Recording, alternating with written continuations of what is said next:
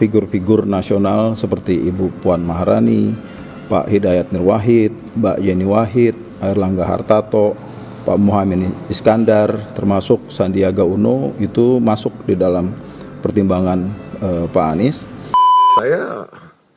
Kita sudah sepakat, saya sudah katakan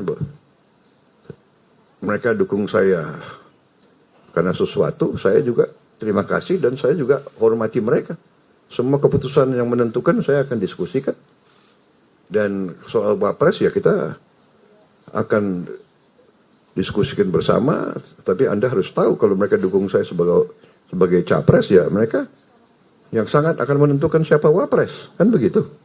Beberapa orang kan menginginkan Anies itu berpasangan dengan, nah ketika AHY itu nggak dipakai, logikanya kan masih kecil sekali kemungkinan AHY mau tetap.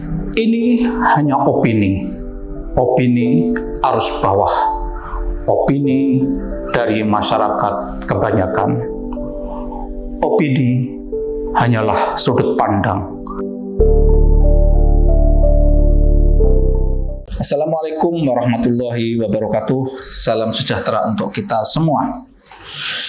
Cuplikan di depan tadi menunjukkan dinamika bagaimana perjodohan dalam pilpres ternyata nggak gampang. Ini lucu sekali. Dari tim suksesnya Anies memunculkan bahwa salah satu yang sekarang kemungkinan akan digandeng Anies atau akan dijodohkan dengan Anies itu Puan Maharani, putranya Bu Mega, ketua tim suksesnya Ganjar. Ini kok bisa ya isu itu muncul? Kan lucu sekali, kan nggak mungkin, tapi kok isu dimunculkan? Ini betapa menurut saya betapa rumitnya itu mencari jodoh sampai kayaknya kehilangan keseimbangan, tapi mencalonkan orang yang kelihatan tidak mungkin gitu kan. Yang kedua tadi itu kan pertemuan antara Prabowo dan Muhaimin. Setelah Muhaimin pulang haji, Prabowo cepet-cepet datang ke rumahnya Muhaimin. Dari pertemuan itu intinya kelihatannya Prabowo ingin balik kucing gitu ya. Prabowo dulu kan kelihatannya itu kan mulai ada indikasi ingin cari pasangan lain gitu ya.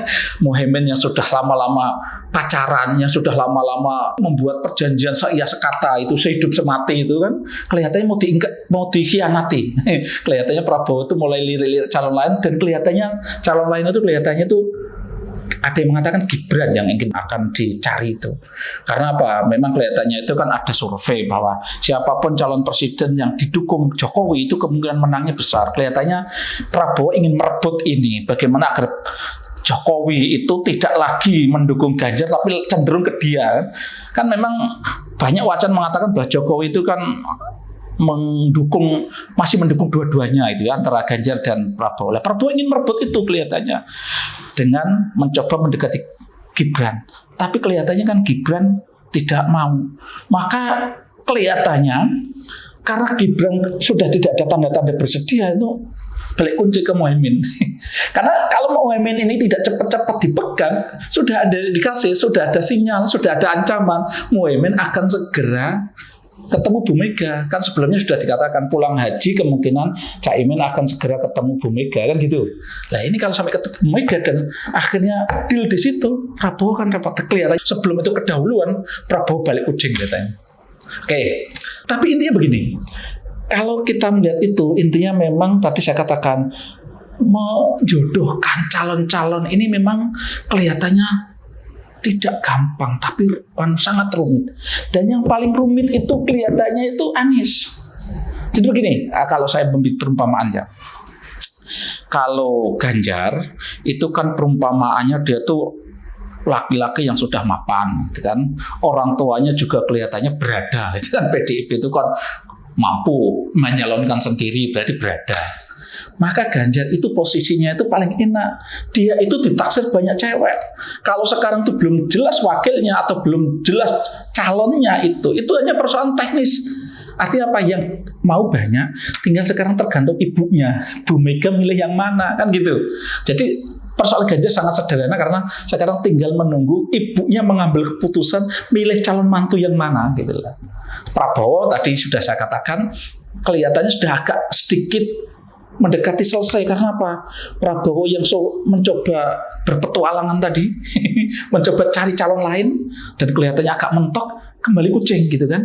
Menghidupkan kemesraannya dengan calon yang hampir saja ditinggalkan kan.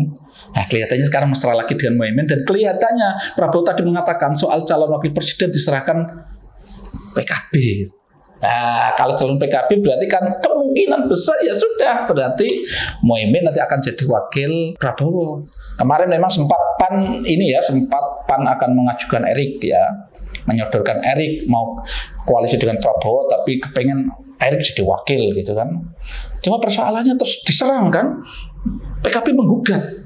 Orang baru sementara sudah lama berkomitmen dengan PKB, masa orang baru datang langsung menentukan gitu kan, diserang begitu. Dan kelihatannya Prabowo juga ya mungkin masih ada etika sopan santun lah, ya ada pertimbangan lain lah. Kelihatannya Prabowo lebih milih tadi membangun komitmen dengan pacar lamanya tadi. Artinya paling tidak ini sudah agak ada titik terang lah. Nah, sekarang yang jadi masalah itu Anies. Kemarin kan belakangan sempat berpikir dulu mau dijodohkan dengan Mahfud. Dengan bahasa yang sangat halus, Mahfud itu mengatakan janganlah nanti saya kalau masuk nanti merusak suasana. Kata Mahfud kan kalau beliau nanti mau jadikan wakilnya Anies kan bisa bubar ini koalisi. Karena Mahfud tahu gitu kan bahwa semestinya yang kepengin mau dijodohkan sama Anies itu kelihatannya itu AHY kan. Cuma persoalannya kan kelihatannya Nasdem tidak terlalu menginginkan. Bahkan ada indikasi AHY yang sudah nyodor-nyodorkan diri itu kayak dicuekin, kayak nggak dilirik sama sekali gitu. Malah ribut mencari calon lain kan gitu. Mahfud menolak begitu. Ini katanya alasannya ya, itu menurut saya alasan Pak Mahfud itu alasan yang halus lah, nolak halus lah. Adalah lebih baik disolidkan saja gitu kan. Terus mendekati Khofifah gitu kan, Khofifah ternyata jawabannya apa? Kelihatannya alasannya setelah istikharah macam-macam, Khofifah mengatakan lebih baik ingin meneruskan tugasnya sebagai gubernur. Kelihatannya begitu. Ini lagi-lagi nolak halus menurut saya. Nah, Mbak Yeni ini ramai sekali sudah didekati, didatangi ke rumahnya oleh Nasdem. Dan seperti yang dulu pernah saya bikin konten bahwa kelihatannya kemungkinan kecil Mbak Yeni itu bersedia.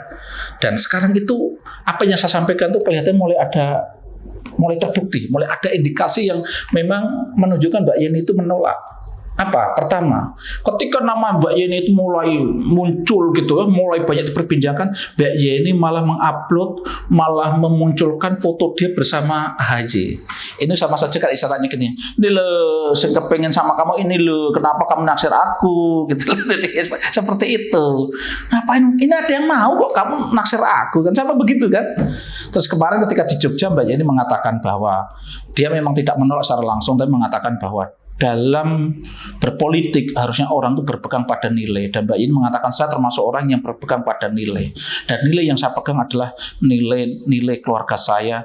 Tentu dalam hal ini ada nilai yang dikembangkan oleh Gus Dur yang pluralis, yang anti politik identitas dan seterusnya. Padahal kalau kita tahu ya dari kasus Pilkada DKI itu Anies kan mendapatkan julukan bahwa Anies itu bapak politik identitas. Anies itu sudah terbukti, kalau bahasanya pengamat itu sudah terbukti mengunyah, memanfaatkan agama untuk kepentingan politik. Dan kelihatannya memang kentara sekali. Kemarin ketika haji itu kan nampak sekali kan, timnya Anies atau Anies sendiri itu membranding betul. Haji itu menjadi kepentingan politik. Foto-foto dia, video-video yang kaitannya dengan kegiatan dia haji yang itu diharapkan bisa menaikkan dukungan ke dia itu kan diekspos. Sementara Ganjar yang sama-sama calon presiden ya, calon yang akan maju juga, yang juga haji itu kan sepi, tidak mengupload kegiatannya di Mekah. Ini menunjukkan bahwa memang Anies itu ada indikasi itulah, paling tidak ini kan tanda-tanda. Lah kelihatannya kalau Mbak Yeni mengatakan itu kan secara nggak langsung nolak, kan nggak nyambung menurut saya, nggak nyambung kalau Anies yang track record politiknya itu seperti itu dengan apa yang dilakukan Mbak Yeni dengan Waket Institutnya, apa yang dilakukan Gus Dur, apa yang dilakukan Mbak Lisa kakaknya Mbak Yeni dengan Gus Durian, kelompok Gus Durian itu nggak nyambung. Maka saya pada waktu itu hampir bisa mengatakan hampir pasti Mbak Yeni menolak. Dan menurut saya kata-kata Mbak Yeni bahwa dia akan berpegang pada sebuah nilai. Bahkan dia mengatakan politisi pun harusnya itu berpegang pada nilai dalam berpolitik, karena disitulah harga diri kita. Itu menurut saya indikasi menolak. Nah, ketika Mbak Yeni ini sudah memberikan isyarat seperti itu, akhirnya muncul ini tadi wacana bahwa Puan itu loh kok bisa, itu lucu banget ini. Ya semoga nanti Puan tidak membuat pernyataan gitu ya untuk menolak itu. Kalau menolak lagi kan kasihan. Jadi awalnya sudah berapa orang menolak kan, Pak Mahfud menolak, Bu Khofifah menolak, Mbak Yeni menolak. Memang awalnya kan ingin sekali kan beberapa orang kan menginginkan Anies itu berpasangan dengan tokoh NU kan. Memang yang Gerindra, Prabowo, terus PDI, Ganjar itu kan arahnya nanti wakilnya kan dari NU kira-kira. Kelihatannya Anies juga kepingin punya dukungan dari NU. Nah, cuma persoalannya 3 tokoh NU yang di dekat itu nolak semua kan gitu, nggak mau semua gitu kan. Ya kasihan betul. Nah sekarang yang lucu ketika kepanikan itu terjadi, ketika kayaknya sudah nggak ada harapan mendapatkan jodoh, ini lucu dimunculkan Puan Maharani. Ini kalau mau saya mengatakan dia 200% ini menolak, nggak mungkin mau kan Mbak Puan. Mbak Puan itu ketua tim sukses Ganjar, dia berangkat dari PDIP, partai yang bisa mencalonkan sendiri kan, masa mungkin kan, nggak mungkin kan. Ini saya katakan 200% itu menolak. Nah sekarang ada ini kelihatannya Rafli Harun kelihatannya lewat kontennya semangat sekali membuat konten. Bang Rafli itu seorang profesor tapi sekarang kan menjadi kayak tim sukses gitu kan, gaya-gayanya itu di kontennya kan tadi tim sukses itu kayaknya membuat skenario baru bahwa kayaknya nanti Anies akan berpasangan dengan Gatot gitu kan, dengan Gatot yang mantan Panglima TNI itu kan. Persoalannya gini lah. Oh ya tadi Rafli mengatakan bahwa katanya sudah diizini oleh SBY katanya gitu ya. Kita nggak tahu lah, nanti kita tunggu saja apa betul-betul nanti berpasangan dengan Gatot gitu lah. Tapi memang kan kita melihat selama ini memang ini sulit sekali kelihatannya menjodohkan Anies itu nggak gampang, karena memang selama ini yang kelihatannya sebenarnya sudah sangat ngebet, sangat mau itu kan AHY. Nah, AHY itu kelihatannya memang ada problem dengan Nasdem kelihatannya ada problem, tidak welcome dengan AHY, terus cari calon lain. Nah, memang masalahnya itu kan tadi saya katakan Anies itu modalnya sangat kecil. Mohon maaf kalau gambarannya Ganjar tadi anaknya orang kaya, Anies itu anaknya orang pas-pasan. Untuk mencalon tuh dia harus didukung 3 keluarga. Nah 3 keluarga itu salah satunya itu Demokrat yang punya calon AHY tadi. Nah ketika AHY itu nggak dipakai, logikanya kan masih kecil sekali kemungkinan AHY mau tetap atau Demokrat mau tetap menopang gitu kan. Umpama menopang, apakah mesin dari Demokrat nanti akan bisa digerakkan gitu kan? Ya ini nggak akan efektif itu kan problem gitu. Terus kemudian lagi kan tadi kita juga tahu kan rumah utamanya, penopang utama itu Nasdem pun belakangan digembosi banyak masalah yang menimpa. Yang terakhir itu kan wali kota Makassar itu kan, itu juga menyatakan keluar dari Nasdem. Nah ini memang menurut saya akhirnya kesimpulannya memang ini perjodohan dalam Pilpres ini. Anies yang kelihatannya masih kesulitan carikan jodoh, sudah ditolak berkali-kali. 3 orang dari NU tadi sudah menolak itu ya, Pak Mahfud, Bu Khofifah sama Mbak Yeni gitu. Sekarang dipasang-pasangkan dengan Gatot. Ya saya nggak tahu, Gatot sih mau ya. Cuma problemnya tadi, kalau Gatot mau bagaimana dukungannya? Bagaimana apakah Demokrat masih mendukung gitu? Karena itu kan syarat untuk bisa Anies maju. 3 rumah menjadi penopang itu kan harus utuh. Kalau 1 protol ya protol. Ini kan problem kan gitu. Oke, yang jelas ini semua masih berjalan, masih ada beberapa waktu sampai deadline-nya terjadi. Deadline perjodohan itu terjadi, dibatasi kan, ada batasnya. Seperti akan ada acara nikah massal itu dibatasi. Kalau acaranya deadline-nya sudah datang dan seseorang belum punya calon gitu kan, ya gugur kan gitu. Ya kita tunggu saja. Yang jelas ini kelihatannya tadi kalau Ganjar tinggal milih gitu kan. Prabowo kelihatannya cenderung balik kucing dengan pacar lamanya gitu kan. Ini yang masih belum pasti adalah Anies. Apakah Anies akhirnya nanti punya pasangan, akhirnya bisa mendaftarkan diri? Apakah seperti dugaan banyak orang bahwa Anies kelihatannya tidak sampai masuk pendaftaran untuk menjadi salah satu peserta nikah massal? Jadi kita tunggu bersama-sama. Assalamualaikum warahmatullahi wabarakatuh.